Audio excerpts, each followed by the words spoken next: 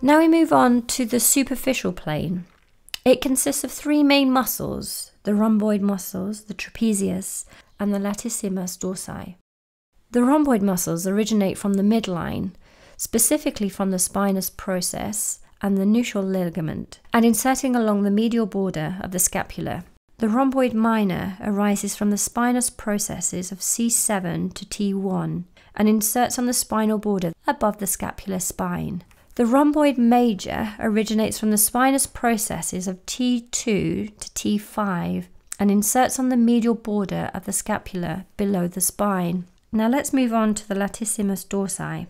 It is the only muscle that connects the pelvic and shoulder girdles, and it covers the lower part of the thoracic wall, terminating at the anterior part of the arm. It originates from the superficial layer of the thoracolumbar fascia, the posterior third of the iliac crest, the spinous process of the lower thoracic vertebrae, and the external surface of the last four ribs. Its fibers travel upward and laterally towards the axilla, forming its inferior wall.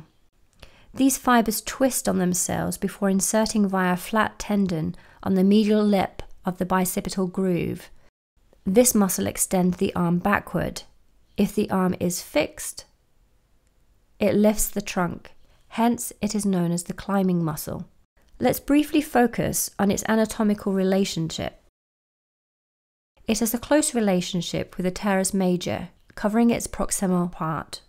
It then wraps underneath it to insert anteriorly, often sharing a common tendon on the medial lip of the bicipital groove. In the lower axilla, they pass in front of the triceps tendon, which is itself covered by the tendons of the infraspinatus and the teres minor. The third muscle of the superficial plane is the trapezius. This is a broad, flat, triangular muscle. It originates from the external occipital protuberance, the nuchal ligament, and the spinous process from C7 to T12. Its fibers run laterally. They all converge toward the scapula and the acromion and the lateral third of the clavicle, following a curved attached line inward. This muscle elevates the shoulder, stabilizes the scapula, and contributes to lateral flexion of the head. Now let's proceed to the ultrasound exploration of these muscle layers. We begin with the superficial plane. Let's start with the rhomboid muscles. First, locate the scapular spine, where you can identify the bony relief and medial border. The uppermost muscle, whose distal portion is visible here, is the levator scapulae. Just below, we can see the muscle belly of the rhomboid minor, which is superficially covered by the middle fibers of the trapezius. Continuing downward, we move below the scapular spine. From this point, the muscle inserting on the medial border is the rhomboid major. Now let's look for a neurovascular bundle on the deep side of these muscles. Here we see a vessel, which serves as a landmark for the passage of the dorsal scapular nerve.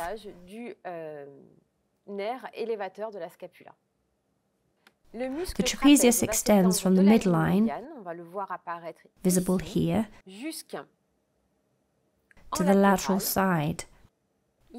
It inserts on the lateral third of the clavicle, the acromion, and the scapular spine.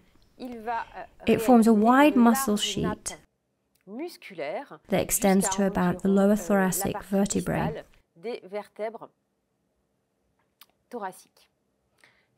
If we now focus on the upper part of the trapezius, on its deep surface,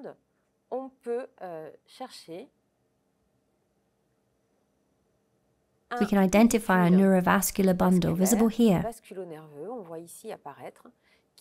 This is the accessory nerve, which comes to the surface and innervates the muscle.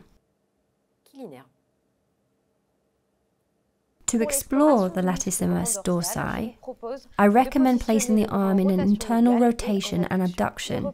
The anatomical landmarks to consider begin with its origin. At its distal part, it originates from the thoracolumbar fascia, barely visible superficially, and from the iliac crest. We then observe superficial muscle fibers here that thicken as they move upward and outward. These are the superficial fibers that pass over all the ribs. The second anatomical landmark is the medial border of the scapula.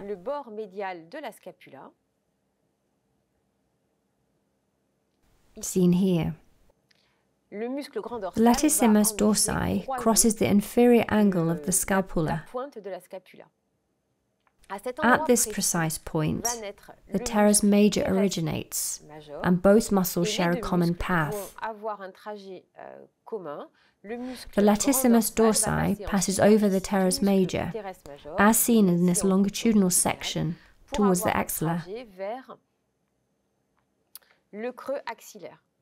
We follow them longitudinally, with the latissimus dorsi remaining superficial, into the axilla, where we can see a fascial plane corresponding to the twisting fibers before they reach the anterior arm. Slightly more difficult due to its depth, with the ascending oblique view of the posterior arm and axilla, we can see both tendons diving under the triceps tendon, deep to the teres minor, which is visible here. To visualize the distal insertion of the common tendon of the latissimus dorsi and teres major, the patient is positioned supine, with the arm abducted and slightly externally rotated. I suggest first placing the probe on the coracoid process to visualize the ancillary vessels medially. Then slide distally, we see the superficial fibers, the coracobrachialis, and subscapularis fibers, still lateral to the axillary vessels. Going deeper, we begin to see the fibers of the latissimus dorsi,